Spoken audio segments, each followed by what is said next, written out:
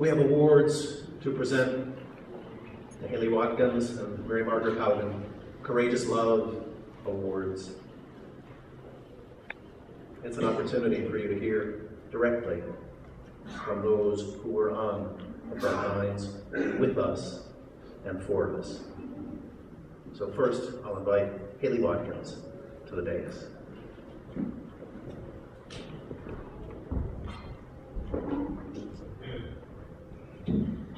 Wow. Thank you, everybody, so much for this award and for having me here today. Thank you so much, Susan, for your kind words this morning. And bear with me, I'm a little bit nervous. I should have brought a flip chart so I could pretend like I was trying a phone bank or something. I would also like to thank Mayor Ed Murray for his leadership on LGBT issues and the freedom to marry over the last several decades. Without the incredible foundation that you built piece by piece, we would not have been able to achieve victory in 2012. I would also like to thank Senator Mary Margaret Haugen for her support and vote. She lives in a really tough district for taking a vote like that one, and it was very brave of her to stand up and do what she felt was right. Senator Haugen was actually one of my target legislators during the legislative session, and I was always amazed at how truly connected she was to her district. She was considerate and listened to every step of the way, and as you've heard, she was that deciding vote, the 25th vote that we needed to win. For that, I cannot say thank you enough. It's inspiring to me as a young woman in politics to see a strong female leader who's as open and thoughtful and courageous as you are. So, for those of you who don't know me, I'm Halei Watkins. I was the Regional Field Director for Washington United for Marriage, serving Snohomish and Island counties. After starting on the campaign in November 2011 and a successful legislative session, I ran our Shoreline Action Center and managed staff in both counties all the way through Election Day. I recruited volunteers, including many of you here in this room, ran phone mix and canvases, staffed outreach booths at events across the region. I came to this work for a lot of reasons. Like many in my generation, the freedom to marry is a no-brainer. Love is love. But more than that, I wanted to see my friend and mentor, George, be able to marry his longtime partner. George and Tibor are one of those couples that you can just feel how much they love each other just by being in the same room. Best friends, they make each other laugh, support one another unconditionally, and even after nearly 10 years together, they genuinely look forward to going home to one another at the end of a long day. I had worked with George for a number of years, and he had always been so supportive and encouraging of me. So when the opportunity came to work for Washington United for Marriage, I saw that as my opportunity to support George.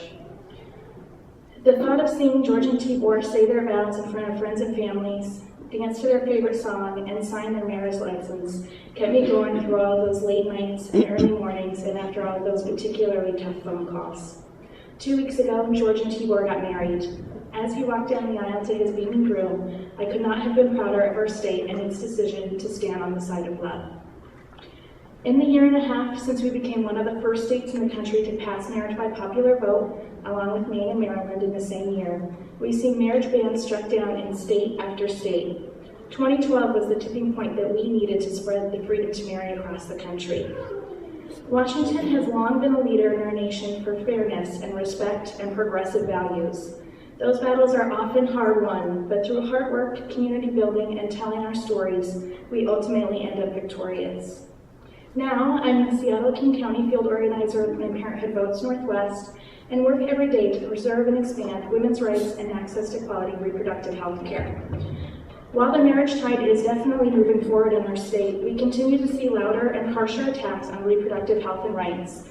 And I won't make too shameless of a plug here today, but the organizer in me wants to encourage you to talk to myself or Leslie. Leslie, would you stand up? Who is my counterpart in Snohomish and Island counties, if you're interested, in helping to make sure that our opponents are not successful in their attempts to turn back the clock. Just like on marriage, we need your help. Finally, and I left this part to the end because I might get a little emotional, I want to say thank you to the people in this room. We could not have done it without you. Washington United and our volunteers made over 1 million phone calls and knocked on 250,000 doors in our state, having one-on-one conversations and changing hearts and minds every single day in 2012. We won with 54% of the vote, the largest margin in 2012, because of those phone calls and because of those conversations. Our commercials were pretty good, but I have to tell you it was you who made the difference. We had this crazy idea that we could get to the root of why people were uncomfortable with the freedom to marry for gay and lesbian couples, find common ground, and change their minds through sharing our personal stories. I heard stories about you and your partner of 20 years who had never really thought that this day would come. I heard stories about your friends who had just adopted a baby and longed to be recognized as a full family under the law. I heard stories about your children and how you wanted the same for each of them, regardless of who they love. I heard stories about the feeling of repeatedly being told throughout your entire life that something about you and the person that you love is somehow less valid and less important. I heard stories of tragedy and hurt and injustice, but mostly I heard stories about love. I heard about the kind of love that lifts you up and sustains you through the hard times. I heard stories about the everyday life and the routine that you never thought you'd have. Thank you for sharing those stories with me and with the voters of Washington. Thank you to everyone who made phone calls and knocked on doors, sometimes for 8 or 10 hours at a time. Thank you for meeting me at the office at 9 a.m. because you were ready to jump on the phone and start making a difference. Thank you for waking up at 3 a.m. on Election Day to help us drop Get Out the Vote literature to 5,000 doors in Seattle. Thank you for sacrificing your time with your family. Thank you for being so passionate and amazing that you constantly reminded me of why we were working so hard. And thank you for standing on the side of love.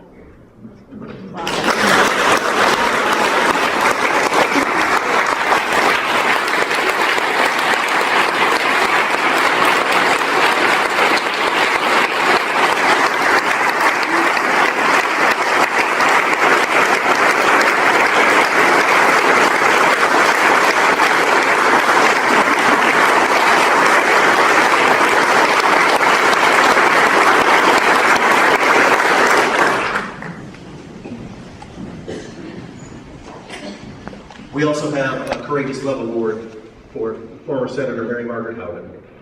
Please come join us.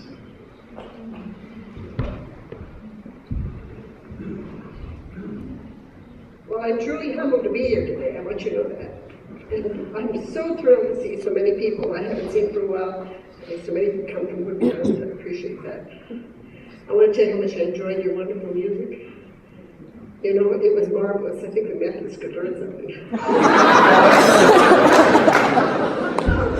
It's really good. It's really good. Really good. Kim, thank you so much for your kind words. It's her birthday today. Oh.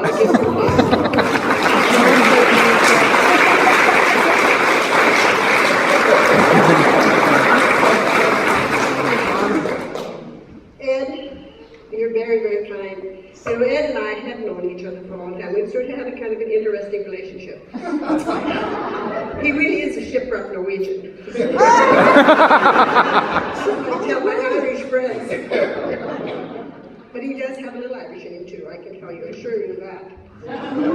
Ed has given me a lot of credit, but the truth of Ed is a hero in himself. The issue of the votes for transportation, you know, it was really his leadership to be able to get the King County legislators to vote for taxes for transportation. The truth of the matter is, over years, Seattle legislators didn't vote for transportation because they never saw anything coming back. And under Ed's leadership, what he did was he made sure that King County, and Seattle particularly, got the services they need. We are seeing things happen in the mega projects that would never happen without his leadership. Thank you very much. You did a great job, and you're doing a great job in there. I watched you on constantly, and it's really something to see how you have already stepped up to a real challenge. You know, people won't believe this, but then Ed never asked me for the vote. Because Ed knew me. He knew me. We worked together for such a long time, and we had gone through several votes. This wasn't the first. We'd gone through several. But he never asked me because he knew how I felt about the people I represented. I felt very strongly about representing the people of my district. I'm certainly glad I saw the word cry in here because I cry. People go out. I had 5 older brothers. They made my life miserable. And they used to say my bladder was behind my eyes.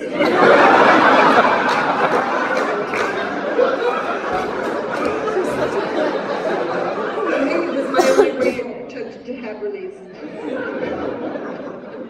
truly, he never did ask me, because he knew I felt, because I really wanted to represent my district. And I know how they felt. I know how the people felt. I am my district. I was born there, I lived there my entire life. I worked there, I knew the people in my district. I love the people in my district. And one thing I want to say about this community, many of the people who were so supportive of this, my taking action, had watched me take votes before on things that I didn't agree with. But you know what? They always continue to support me. They always continue to support me. And I think my greatest disappointment with this was the people who I had taken some votes for that inside me, because I always represented the district. I was not there to represent Mary Margaret.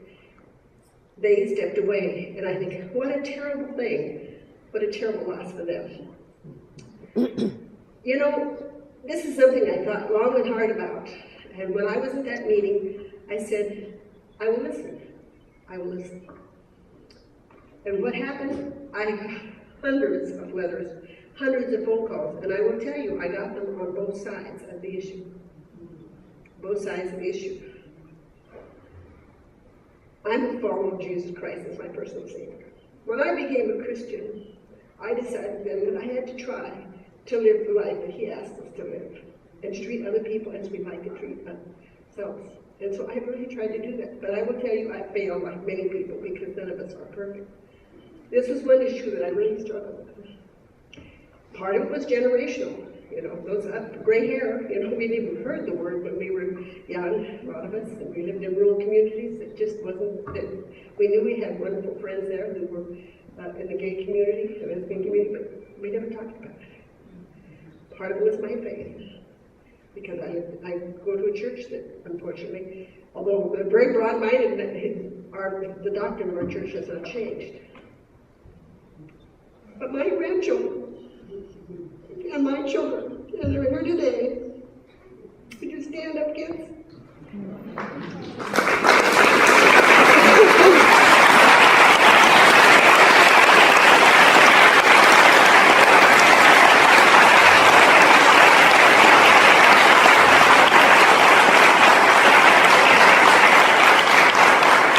They represent a very small portion of our family. My wonderful husband, Basil, and I have a blended family. And we have 10 adult children between the two of us, and we have 45 grandchildren. We're a very large family. It is a very large family. But truly, my grandchildren, it was nothing to them, but their grandmother's children, and my children. My children knew that they would not tell me what to do. It didn't work. But they always loved me, and they supported me, and they told me what they thought. When I started receiving those phone calls and all those letters, and I read every one of them, I decided, I really listened. If you really open your heart and listen, I learned that I could not turn away. I could not say to someone else, you cannot have what I have, a family. You cannot have the blessings of having someone to love. You cannot do that and be a Christian. So Mary Margaret had to vote for what Mary Margaret thought was right, not what my constituencies as a whole, although a very small portion of them felt that way. Not a very small portion of them. It is growing every day, a large portion. But some of my very dear supporters felt I had to do what was right. Because as a Christian, I must do what God tells us to do. That day when I walked into Ed's office, I often think about it now. I think, what if I had been the 20th vote? Or the 50th? But it took me a while to get there. And once I made the decision, I just could hardly wait to tell the people. It was like a new joy, like a freedom for me. And I walked into the office, and I was so pleased that Michael was there, because they are a wonderful couple. You know, I love Michael almost as much as I love Ed, and at times I liked him better.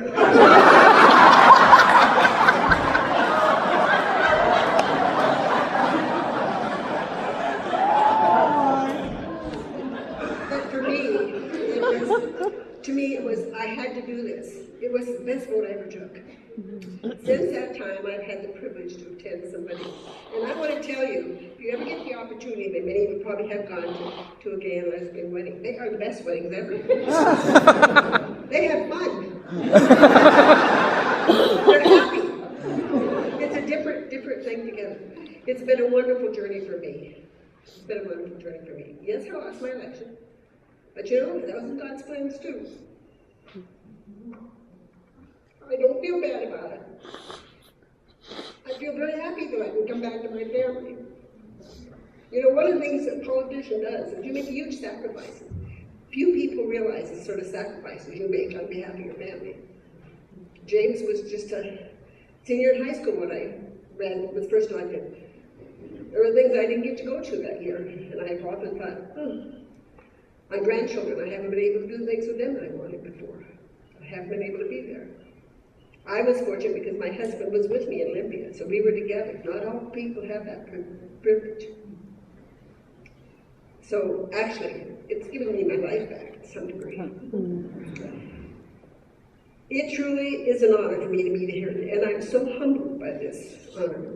I'm so humbled because in some ways I'm ashamed that I wasn't the first vote. But I will tell you, by being the 25th vote, it made me a stronger person. It made me realize how important it is to extend the loving relationships that we have with our own to everyone else. And if you truly believe, you cannot turn your back. You cannot turn your back. You must do what's right.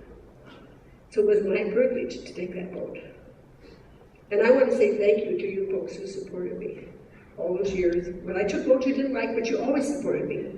Of course, alternatives were never very good. But the truth of the matter is, you always supported me, and I appreciate that. And the relationships I've made as a result of that vote, and the 30 years I've had the privilege to serve the people of my district, will be something that I shall never remember. But more than anything else, I did the right thing. So thank you very much. Thank you very much. I just truly enjoyed the day. I loved your service. I loved your music. And thank you for welcoming us. It truly, truly is an honor. Thank you.